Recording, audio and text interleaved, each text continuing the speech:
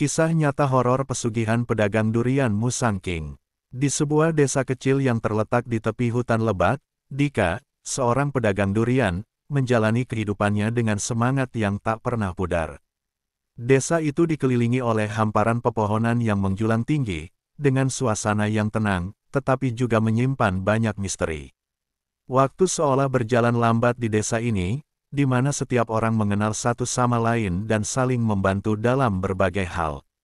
Namun, di balik kedamaian itu, ada cerita-cerita yang sering dibisikkan oleh para tetua desa tentang hutan yang angker, tempat di mana banyak orang tak berani melangkah setelah gelap. Dika memiliki postur tubuh yang tinggi dan kekar, dengan kulit sawo matang yang mengkilap akibat terik matahari. Matanya yang coklat cerah selalu bersinar penuh harapan, meskipun seringkali dibayangi oleh keraguan. Ia memiliki senyum yang tulus, tetapi di balik senyumnya, ada rasa cemas yang menghinggapi. Sejak kecil, Dika sudah terbiasa membantu orang tuanya berjualan durian di pasar. Namun, setelah orang tuanya tiada, ia terpaksa meneruskan usaha ini sendirian, berkeliling dari satu desa ke desa lain untuk mencari durian berkualitas. Meskipun Dika memiliki pengetahuan mendalam tentang durian, bisnisnya tidak selalu stabil. Ia sering kali pulang dengan keranjang kosong, sedangkan sesama pedagang lainnya bisa membawa pulang hasil yang berlimpah. Hal ini membuatnya merasa tertekan. Ia kadang bertanya-tanya apakah ada sesuatu yang salah dengan dirinya. Namun, Dika tetap berusaha untuk tidak menyerah, percaya bahwa suatu hari keberuntungannya akan datang. Pada suatu malam yang gelap, ketika bulan purnama bersinar terang, Dika memutuskan untuk mencari durian di hutan yang selama ini dikenal angker. Meskipun banyak warga desa yang memperingatkannya tentang hutan tersebut, Dika merasa terdesak oleh kebutuhan. Musim durian sedang puncaknya, dan ia tahu bahwa di hutan itu terdapat pohon-pohon durian tua yang berbuah lebat dan terkenal dengan rasa manisnya. Dengan tekad yang bulat, ia mengemas keranjang besar dan membawa obor sebagai penerang.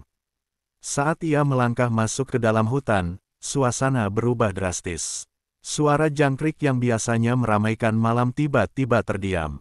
Angin berhembus pelan, membuat dedaunan bergetar seolah mengucapkan salam selamat datang. Namun, ada sesuatu yang tidak beres. Listrik di udara membuat Dika merasa merinding. Ia terus berjalan, mengikuti jejak-jejak tua yang pernah ia dengar dari cerita orang-orang tentang keberadaan pohon durian legendaris. Namun, semakin jauh ia melangkah, semakin kuat rasa bahwa ada sesuatu yang mengawasinya. Dika berusaha menepis perasaan aneh itu, memperkuat tekadnya untuk menemukan durian terbaik. Namun, saat obornya menyala, bayangan-bayangan aneh mulai muncul di antara pepohonan. Hatinya berdebar kencang, tetapi rasa penasaran mengalahkan ketakutannya.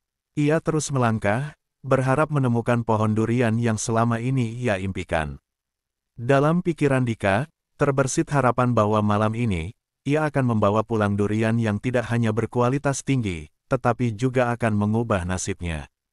Seolah mengikuti alur pikirannya, hutan semakin gelap dan sunyi. Segala sesuatu tampak membuatnya merasa terasing. Dika mulai merasa seolah hutan itu hidup, menjaganya dalam pelukan yang erat.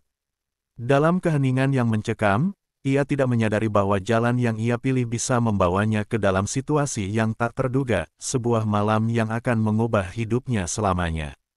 Dengan pikiran penuh harapan dan ketakutan, Dika melanjutkan perjalanan ke dalam kegelapan, tanpa menyadari bahwa takdirnya sedang menunggu di balik bayang-bayang. Malam semakin larut, dan suasana di dalam hutan semakin mencekam. Dika terus melangkah dengan hati-hati, telinganya waspada terhadap setiap suara yang mungkin terdengar. Hutan yang sebelumnya tampak menakutkan kini terasa seperti labirin yang tidak berujung. Setiap kali ia berusaha menemukan jalan, rasanya semakin sulit untuk kembali.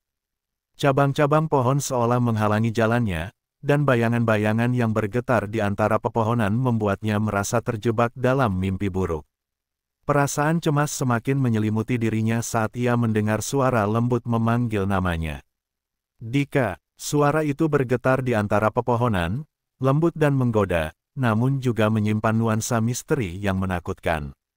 Dika tertegun, Hati dan pikirannya saling beradu. Ia mencoba mencari asal suara tersebut, tetapi hanya kegelapan yang menyambutnya. Rasa penasaran mengalahkan ketakutannya, dan ia memutuskan untuk mengikuti suara itu, berharap bisa menemukan sesuatu yang berharga. Dengan langkah perlahan, Dika berjalan menuju sumber suara. Namun, semakin ia mendekat, semakin kuat rasa ketidaknyamanan menyelimuti dirinya. Suara itu kembali terdengar, kali ini diiringi oleh tangisan yang memilukan. Suara itu seolah-olah memanggilnya untuk mendekat, menariknya ke dalam kegelapan.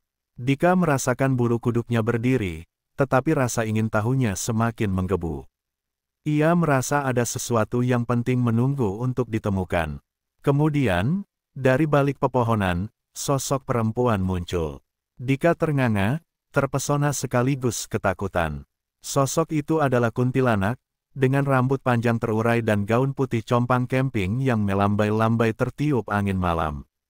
Wajahnya pucat, matanya kosong, tetapi senyumnya terlihat aneh.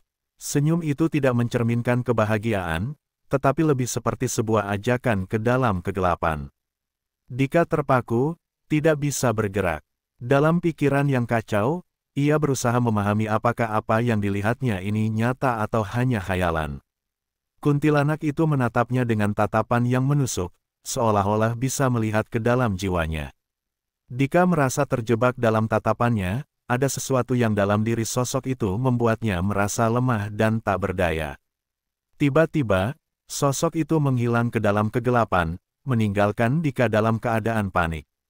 Dalam kebingungan, ia berbalik dan berlari secepat mungkin, berharap untuk menemukan jalan keluar dari hutan yang seolah-olah menjadi labirin tanpa akhir. Namun, malam itu seolah-olah menggoda Dika, setiap langkahnya membawa kembali ke tempat yang sama. Saat ia berlari, Dika mendengar suara lain, kali ini lebih menakutkan. Suara itu terdengar seperti langkah kaki yang berat, mengikuti jejaknya.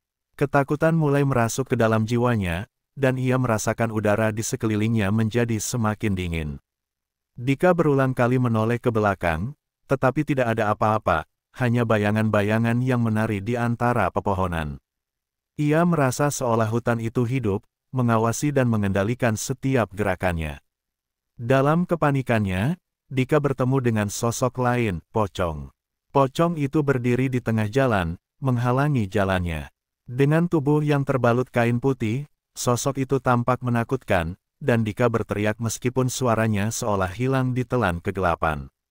Dalam ketakutan yang meluap, ia mencoba menghindar, tetapi pocong itu seolah-olah mengikutinya kemanapun ia pergi.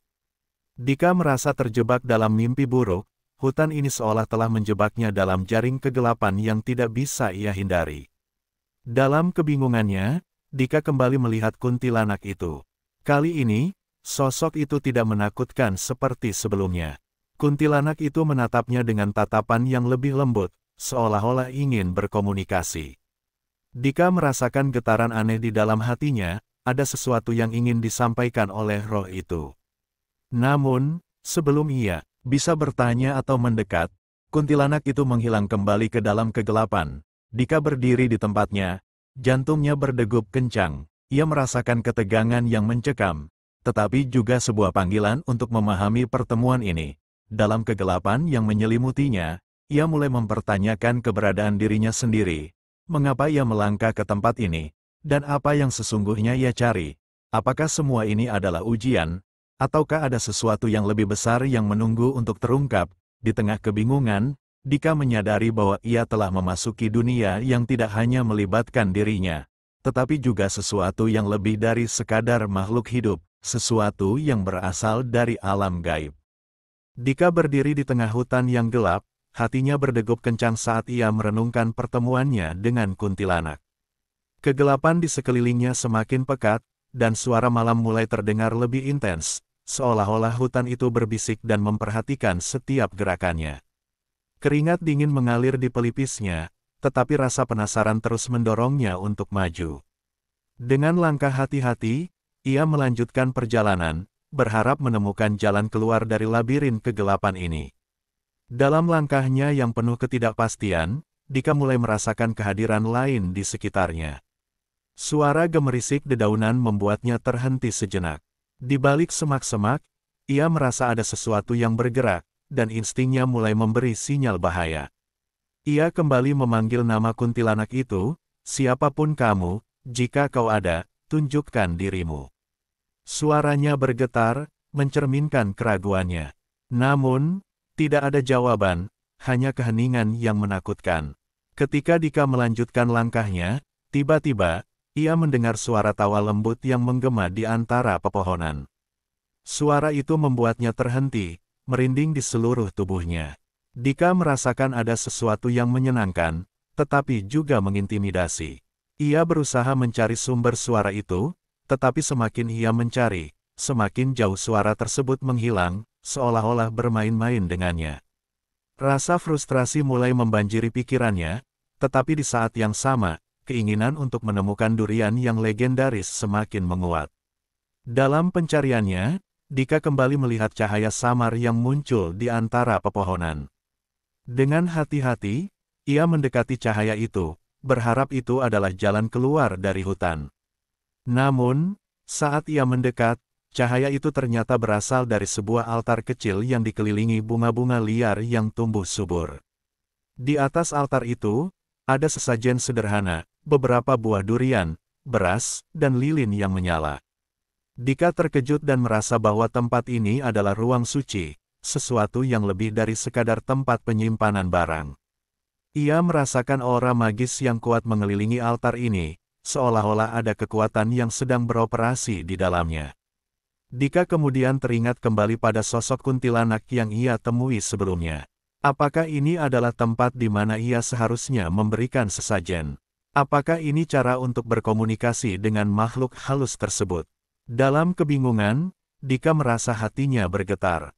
Ia mengambil buah durian yang ada di keranjangnya dan meletakkannya di altar sebagai tanda penghormatan.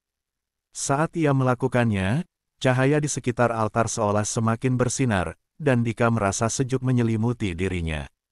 Tiba-tiba, Dika merasakan getaran di tanah di bawah kakinya. Ia terkejut, tetapi tidak bisa bergerak. Dari balik bayangan, kuntilanak itu muncul kembali, kali ini dengan senyuman yang lebih lembut. Dika terpesona oleh kehadirannya, tetapi juga merasa ketakutan yang mendalam. Kuntilanak itu tidak berbicara, tetapi tatapannya seolah mengatakan bahwa ada sesuatu yang harus ia lakukan. Rasa cemas membanjiri pikirannya, tetapi ia tahu bahwa sekarang adalah saatnya untuk mengambil langkah berani. Memahami bahwa ia berada di ambang perjanjian, Dika memutuskan untuk bertanya kepada kuntilanak. "Apa yang kau inginkan dariku? Apakah kau menginginkan lebih dari sekadar sesajen ini?" Suaranya bergetar, tetapi ia berusaha untuk terdengar tegas. Kuntilanak itu menatapnya dalam-dalam, dan seolah-olah ada ikatan tak terlihat di antara mereka. Dalam hening yang mencekam, kuntilanak itu mengulurkan tangannya ke arah Dika, menandakan bahwa ia ingin mengajaknya ke tempat lain. Dengan ragu, Dika mengikuti kuntilanak saat ia melangkah ke dalam kegelapan yang lebih dalam. Mereka melewati deretan pohon-pohon besar yang menjulang tinggi, seolah-olah memisahkan mereka dari dunia luar. Dika merasakan ketegangan di udara, dan setiap langkahnya terasa semakin berat. Ia bertanya-tanya apa yang akan terjadi selanjutnya, dan apa yang akan diminta oleh sosok gaib ini sebagai balasan untuk keberuntungannya. Setelah beberapa saat berjalan, mereka tiba di sebuah clearing yang dipenuhi oleh cahaya bulan purnama. Di tengah clearing, ada sebuah pohon durian raksasa yang berbuah lebat, buahnya tampak bersinar di bawah sinar bulan. Dika tidak bisa menahan diri untuk tidak terpesona oleh keindahan pohon tersebut. "Inilah yang kau cari?" Dika bertanya dengan nada penuh harap. Kuntilanak itu mengangguk, dan Dika merasa jantungnya berdebar kencang. Namun, saat ia mencoba mendekati pohon itu, suara lembut kuntilanak kembali terdengar. "Hati-hati, Dika, setiap keberhasilan ada harganya. Jika kau ingin mengambil buah dari pohon ini, kau harus siap untuk membayar." Dika merasakan ketegangan di dadanya. Ia tahu bahwa perjanjian ini bukanlah sesuatu yang bisa dianggap remeh. Dalam benaknya, ia mulai berpikir tentang konsekuensi dari tindakan yang akan ia ambil. Apakah ia siap untuk membayar harga yang mungkin sangat tinggi untuk mendapatkan keberuntungan yang selama ini ia impikan? Dalam momen itu, Dika merasakan konflik batin yang mendalam. Antara harapan untuk mendapatkan kekayaan dan ketakutan akan konsekuensi dari pilihannya, ia tahu bahwa langkah selanjutnya akan menentukan nasibnya. Dika menatap kuntilanak, merasakan beban dari keputusan yang harus ia ambil. Sebuah perjanjian yang mengikat, sebuah pilihan yang mungkin akan mengubah hidupnya selamanya. Saat bulan purnama bersinar terang di atas clearing, Dika berdiri di hadapan pohon durian raksasa yang memikat. Buah-buah durian yang menggantung di dahan tampak berkilau, seolah-olah memanggilnya untuk mendekat. Namun, kata-kata kuntilanak itu terus bergaung dalam pikirannya, setiap keberhasilan ada harganya. Dalam momen itu, jantungnya berdegup kencang, dan ia merasakan ketegangan yang luar biasa. Dika tahu bahwa keputusan yang akan diambilnya tidak hanya akan memengaruhi dirinya sendiri, tetapi juga orang-orang di sekitarnya. Dika menatap kuntilanak dengan tatapan bingung. "Apa yang kau inginkan dariku?" tanyanya, suaranya bergetar. Kuntilanak itu hanya tersenyum, matanya yang kosong seolah menyimpan banyak rahasia. Tanpa mengucapkan sepatah kata pun, ia mengulurkan tangannya, seolah meminta Dika untuk mengambil salah satu durian yang menggantung di pohon. Dalam hati, Dika merasakan dorongan yang kuat untuk melakukannya. Rasa penasaran dan harapan mengalahkan semua ketakutan yang ada. Dengan langkah ragu, Dika mendekati pohon dan menggapai salah satu buah durian. Saat tangannya menyentuh kulit durian yang berduri, dia merasakan getaran aneh, seolah ada energi yang mengalir melalui dirinya. Dengan penuh keberanian, ia menarik durian itu dan meletakkannya di keranjangnya. Namun, segera setelah itu, suasana di sekitar mereka berubah. Angin berhembus kencang, dan cahaya bulan seolah berkedip, memberi tanda bahwa sesuatu yang lebih besar sedang terjadi. Kuntilanak itu mulai bergerak, menari-nari di antara pepohonan, dan Dika merasa terhipnotis oleh gerakannya yang anggun. Tetapi, di dalam hatinya, ia merasakan ketakutan yang semakin mendalam. Dika tahu bahwa ia telah melanggar batas, dan sekarang saatnya bagi makhluk halus ini untuk meminta bayarannya. "Apa yang kau inginkan dariku?" Dika bertanya lagi, kali ini dengan nada lebih tegas, berusaha menunjukkan keberanian di hadapan sosok gaib yang mulai mengubah suasana. Kuntilanak itu kembali mendekat, dan dalam sekejap, wajahnya berubah. Senyum lembutnya menghilang, digantikan dengan ekspresi serius yang menakutkan. "Tumbal, itu yang kau harus berikan," katanya dengan suara yang menusuk.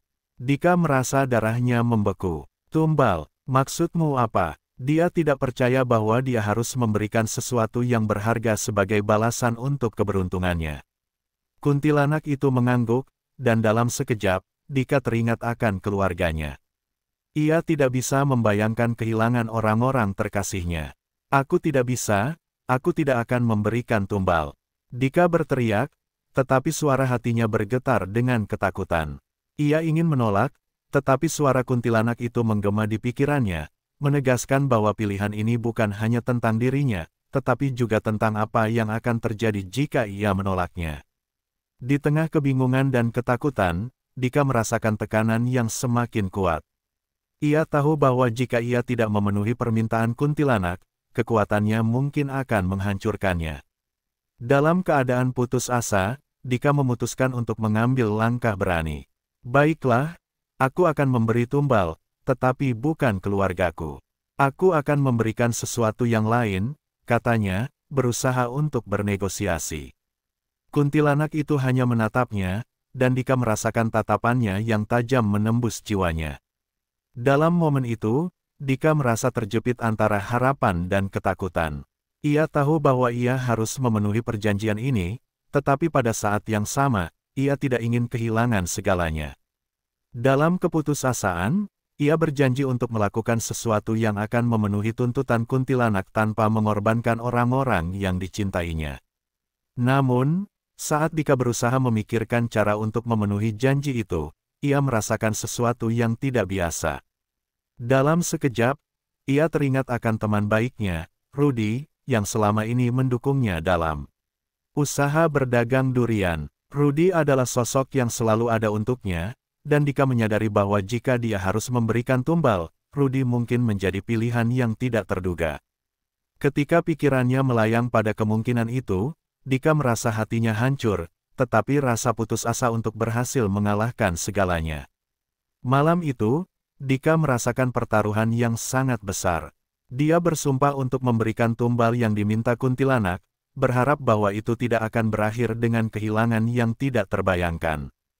Namun, saat ia kembali ke desa, beban berat menghimpit jiwanya. Setiap langkah terasa semakin berat, dan keraguan menggelayuti pikirannya. Beberapa hari kemudian, Dika mulai merasakan perubahan. Usahanya dalam berdagang durian mulai membuahkan hasil. Durian-durian yang ia jual menjadi dikenal sebagai yang terbaik, dan pendapatannya meningkat pesat. Namun, kebahagiaan itu tidak bertahan lama. Dika mulai mengalami mimpi buruk, seringkali melihat sosok kuntilanak yang menuntut janji yang belum ia penuhi.